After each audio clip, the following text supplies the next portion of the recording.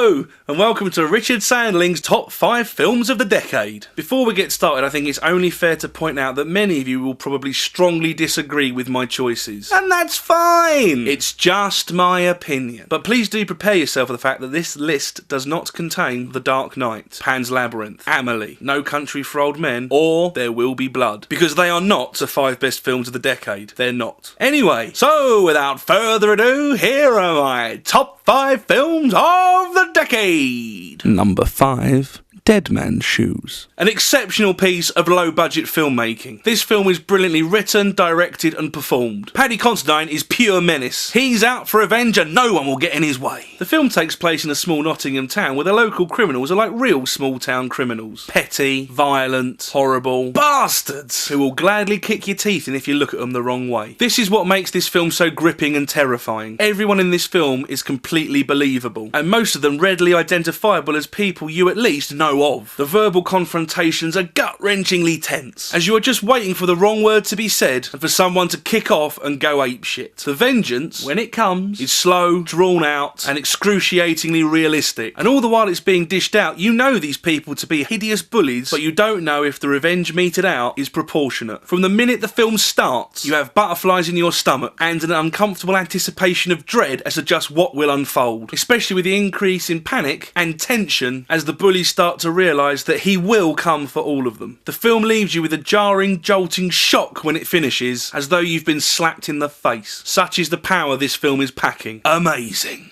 Number 4. Battle Royale. In a dystopian Japan, unruly kids are making everyone's life a misery, so the government passes the Millennium Reform Act, aka Battle Royale! The rules are very simple. Each year, a class of school kids are picked at random, taken to a deserted island where they're given food and a weapon. They then have 3 days, and the last one alive wins. And the authorities will keep doing this until the bloody kids behave. Battle Royale is one of those glorious occurrences where a brilliant idea actually ends up as a brilliant film. Directed by the amazing Kenji Fukasato, and given its centre by the ever-reliable Beat Takeshi, it is superbly acted by all the children, who bring a genuine and touching individuality to their small and doomed characters. The film is gripping, tense, and really, really funny. And because it takes its subject matter seriously, you feel real pain and horror for every death. Battle Royale has everything you could possibly want from a Japanese film. Stunning visuals, silent stone-faced killers, beautiful 20-somethings dressed as schoolgirls, impeccable ultra-violence, and a genuine emotional core that makes everything as beautiful and exciting as it is cruel and heartbreaking. I, for one, can't wait for the inevitable American PG-13 remake. Number 3. Chopper.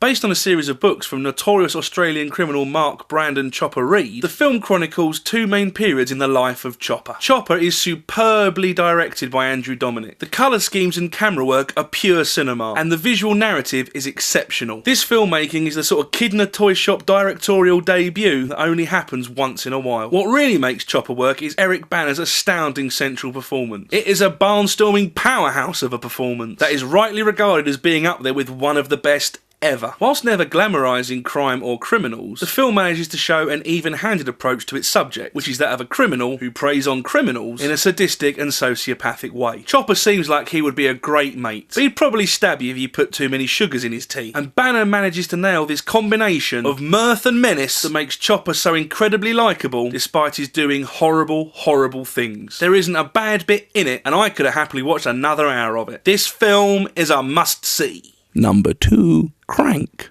I'm not even taking the piss. Crank is one of the greatest action movies ever made. It completely revolutionises the medium in a visceral, genre-busting thrill ride. This film is a benchmark film, a true genre-defining piece of cinema. In years to come, if there's any justice, we will look back on this and recognise it as an equal to The Matrix, Die Hard, and The French Connection in terms of how it changed the way cinema deals with genre filmmaking. It's where high concept meets low art, and gleefully so. If you don't know what Crank is, it's basically DOA meets Speed, but if Speed was a man and not a bus, and the man was Jason Statham, who is, in many ways, one of the biggest, if not certainly most surprising, superstars of the last decade. Basically, Jason Statham plays Chev Chelios, a hitman who has been poisoned. The poison can only be held off by adrenaline, and so the scene is set for more and more ridiculous and entertaining set pieces as Chelios has to get into more and more high-octane situations actions to keep his heart pumping long enough for him to get revenge on the men who done him in. Here is why it's good. It completely understands the action genre, and it totally understands what people expect from the action genre. But rather than lazily giving people what they want, they completely go to town on our expectations and flippantly discard any unnecessary exposition. We don't need to spend 25 minutes setting the scene. We don't have to explain why an Englishwoman is playing a Mexican assassin called Chev Chelios. It's not important. We don't need to spend 25 minutes setting the scene, developing character, or back history, or even explaining why he's been poisoned. No. Start the film with Chelios waking up, finding out he's been poisoned, and then leaving immediately on a rampage of revenge. The film starts, 4 minutes pass, and boom, we're off. We're off and we don't stop till it's over. That's what we want, and that's what we get, in spades. Nelverdeen and Taylor have realised that as long as we have an anti-hero we can get behind, who is totally badass and full of sarcastic quips, and who has a reason to continually be badass and make sarcastic quips, then we're happy. And we are happy. This is not a film made by two amateurs who got lucky. No. This is a piece of genius by two masters of carnage. It is an absolute masterpiece. Number 1,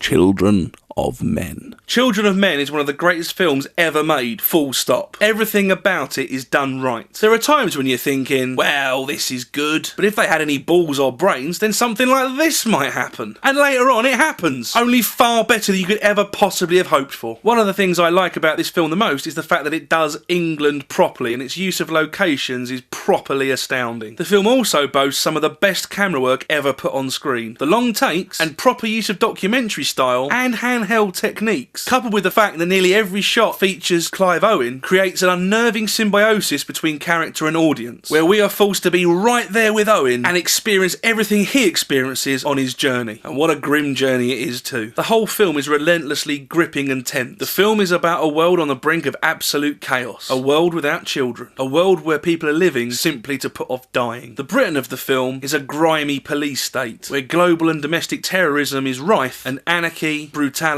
and violence is never far away. And this film makes the future depicted distressingly plausible. The main theme of the film is hope. Hope in a world that has none. People desperately want something to believe in, some sort of hope, and there is an underlying layer of optimism beneath the harsh, hopeless lives portrayed. This is a film about people forced to try to make a difference. The sacrifices these characters make, and the way human life is so casually destroyed when you know how fragile the hope and how possibly futile their efforts may be, is heartbreakingly effective. It is a film of big ideas about simple truths executed by a master. It features a top-notch cast on top form, portraying damaged, shell-shocked, world-weary characters expertly. My only gripe is that as it is about hope, the last 16 seconds of the film are frustratingly redundant, but that is my only gripe. Ladies and gentlemen, it's official. Children of Men is the best film of the last 10 years. So say I! Thanks for watching.